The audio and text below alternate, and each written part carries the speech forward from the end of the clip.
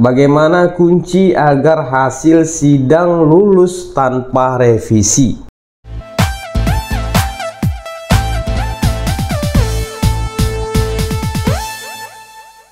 Assalamualaikum warahmatullahi wabarakatuh. Salam cerdas. Selamat datang di channel Salam Cerdas, channel edukasi dan juga motivasi. Bagi Anda yang baru saja menemukan channel ini, mari support channel ini agar channel pendidikan dan edukasi ini dapat berkembang di negeri ini dengan tekan subscribe. Nah, bagi Anda yang telah mensubscribe channel ini, saya ucapkan banyak terima kasih dan saya doakan kesuksesan perkuliahan Anda sehingga Anda sukses juga di dunia nyata. Baik, dalam video ini saya akan menjawab pertanyaan salah seorang subscriber kita, teman Anda, sahabat Anda juga.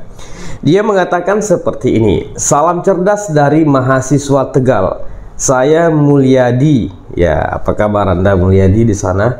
Saya Mulyadi izin bertanya, Pak, bagaimana kunci agar hasil sidang lulus tanpa revisi?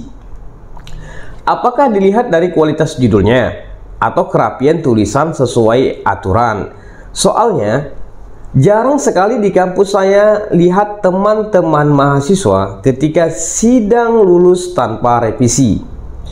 Apa sih rahasianya? Terima kasih Pak, sehat selalu, salam cerdas dari mahasiswa Tegal, Jawa Tengah. Terima kasih. Baik, terima kasih kembali kepada Anda Mulyadi dan sahabat salam cerdas mahasiswa Indonesia dimanapun Anda berada. Nah, seperti ini.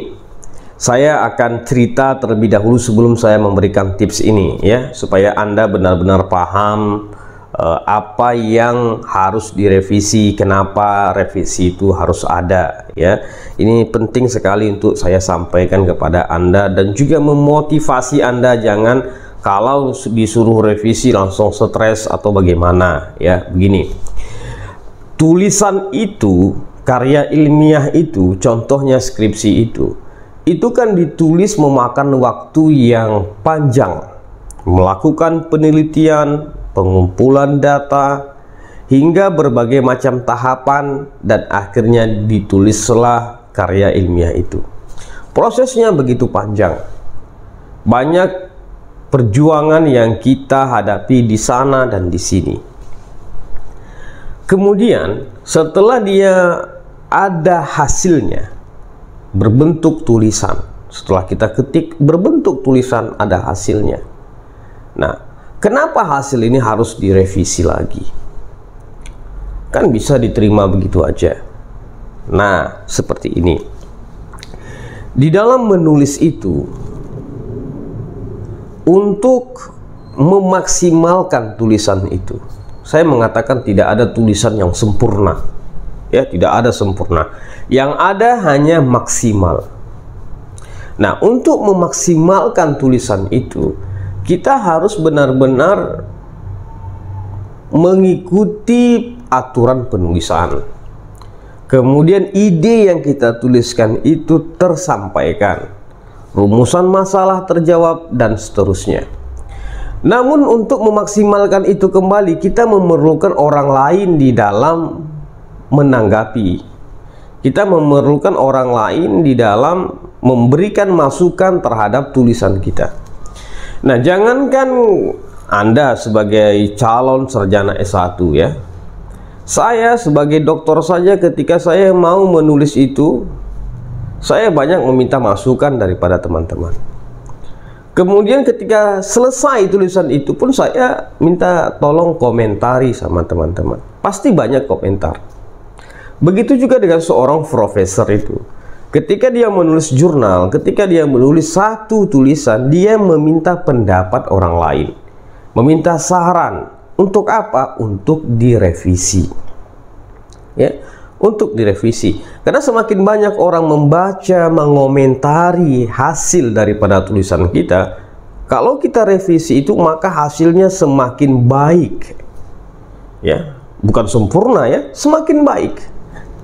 Nah, itu bisa mendekati kesempurnaan itu tadi. Kalau kita benar-benar meminta saran, dan saran itu kita lakukan di dalam tulisan kita. Nah, walaupun seperti itu, kita ada juga tips ya. Bagaimana caranya memaksimalkan tulisan itu, Pak? Nah, jadi bagaimana caranya kita supaya kalaupun revisi nggak terlalu banyak lah revisinya, seperti itu ya. Memang sih ada mahasiswa yang ketika lulus sidang skripsi tanpa revisi, ada. Nah, jadi apa yang dilakukan mereka itu, ini yang mau saya sampaikan. Yang pertama, judulnya fix, betul-betul fix. Nah, maksudnya fix, betul-betul fix itu gimana, Pak? Nah, begini, judul penelitiannya itu tidak ada yang menyanggah lagi. Nah, seperti itu. Tidak ada menyanggah lagi, maksudnya dalam prodi itu tidak ada menyanggah lagi. Semuanya sudah setuju, sudah fix.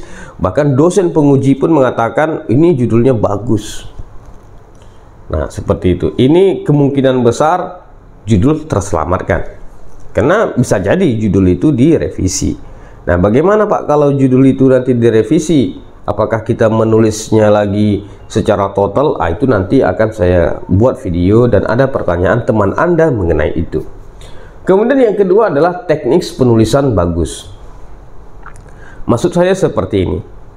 Sering sekali kita mahasiswa dan juga saya dan mungkin sebagian yang mendengarkan video ini mengabaikan tulisan, mengabaikan teknis penulisan. Nah, seperti abjad, mana bahasa Indonesia yang baku, mana bahasa Indonesia yang tidak baku tapi sering diungkapkan. Nah, ini harus kita cermati bagus-bagus. Kita harus mengikuti teknis penulisan yang baik. Nah, makanya saya sering mengatakan bahwasanya pada saat kita menulis itu ada pendamping kita.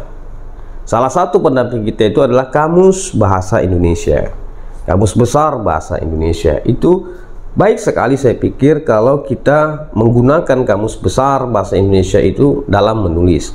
Jadi ada kata yang umpamanya kita ragu, oh ini kata baku atau tidak ya, langsung kita merujuk kepada kamus itu. Kemudian yang ketiga adalah metode sesuai dengan pembahasan.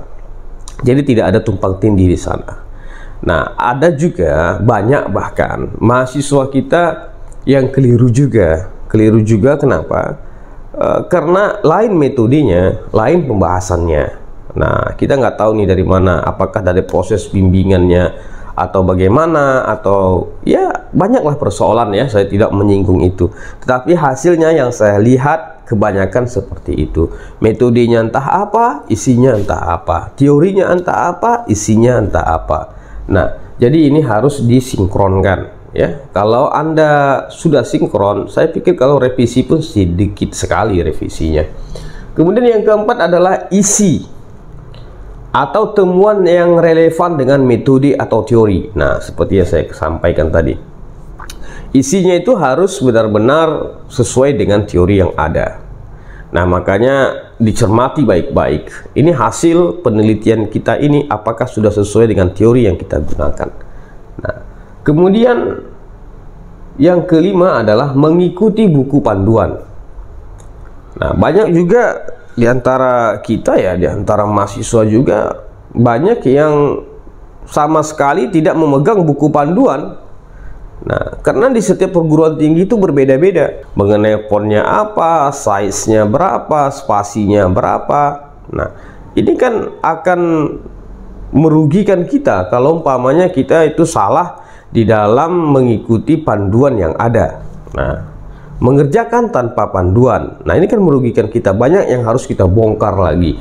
Nah, jadi pegang buku panduan sebelum mengerjakan skripsi kita itu, atau ketika kita sedang mengerjakan skripsi, atau Anda yang lagi sedang mengerjakan skripsi sekarang ini, belum lagi terlambat. Ambil buku panduan di perguruan tinggi Anda, di kampus Anda, lihat bagaimana, sesuaikan itu, karena itu adalah hal yang wajib bagi Anda untuk mensesuaikan dengan buku panduan itu ya. Ini tidak boleh disepelekan oleh kita semua. Nah, kemudian yang keenam apa? Yang keenam itu dari segi menjawab. Tadi dari segi penulisan ya, sekarang dari segi menjawab pertanyaan.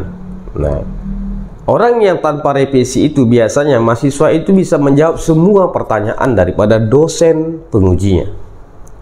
Nah, lancar menjawab, jawabannya benar, tenang di dalam menjawab, gitu, sopan santun di dalam menjawab, ini akan mengarah ke sana. Nah, akan mengarah kepada lulus tanpa revisi.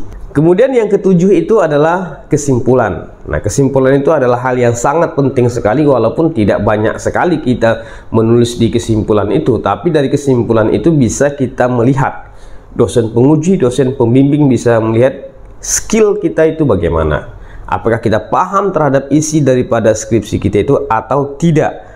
Itu bisa terlihat daripada kesimpulan, apakah teknik pengambil kesimpulannya ini udah benar, cara pengambilan kesimpulannya sudah tepat. Itu akan mudah terlihat oleh dosen penguji dan dosen pembimbing, karena banyak sekali kesalahan yang kita buat, ya, yang kita buat ketika kita mau menyimpulkan, kita copy yang penting menurut kita di sana, kemudian kita paste ke sub kesimpulan.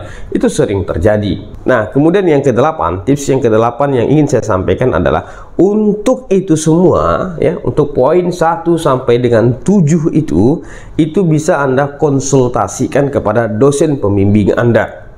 Ya, fixkan benar-benar kepada dosen pembimbing Anda, karena dosen pembimbing Anda mempunyai peranan yang sangat penting di situ.